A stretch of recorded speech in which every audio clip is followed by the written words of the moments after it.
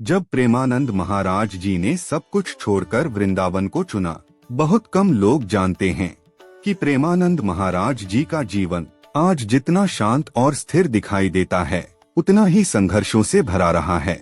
उनका जीवन किसी एक दिन में संत बन जाने की कहानी नहीं है।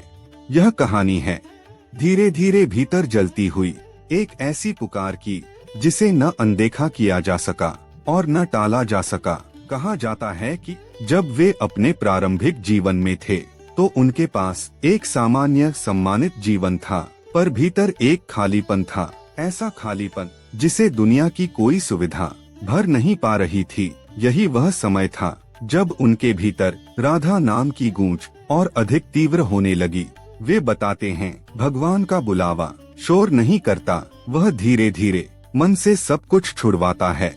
इसी बुलावे ने उन्हें वृंदावन की ओर खींच लिया। वृंदावन आकर उन्होंने कोई आरामदायक जीवन नहीं चुना, न प्रसिद्धि, न सुविधाएं, न शारीरिक आराम। उनका जीवन साधना, संयम और सहनशीलता का जीवन बना।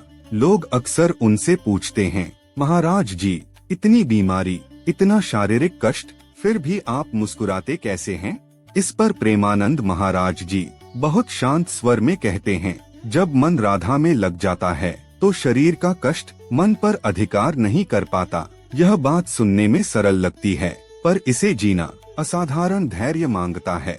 जो लोग उनके सत्संग में जाते हैं वे केवल भक्ति की बातें नहीं सुनते, वे यह सीखते हैं कि कष्ट आने पर टूटना नहीं, उसे स्वीकार करना है। महाराज जी का जीवन यह सिखाता है कि भक्ति कोई सौदा नहीं है। जहाँ सुख मिले तो नाम लें और कष्ट आए तो शिकायत करें। भक्ति वह अवस्था है जहाँ कष्ट भी भगवान की इच्छा लगने लगता है। इसीलिए प्रेमानंद महाराज जी कहते हैं, भक्ति का अर्थ दुनिया से भागना नहीं है। भक्ति का अर्थ है दुनिया में रहते हुए मन को भगवान के चरणों में स्थिर रखना। और शायद यही कारण है कि आज लाखों लोग उनकी बातों में अपना उत्तर खोज लेते हैं। कष्ट को मिटाती नहीं, वह कष्ट सहने की शक्ति देती है। कमेंट में लिखिए, राधे राधे, अगर आपको लगता है कि भक्ति जीवन से भागने का रास्ता नहीं, बल्कि जीवन को सहने की शक्ति है।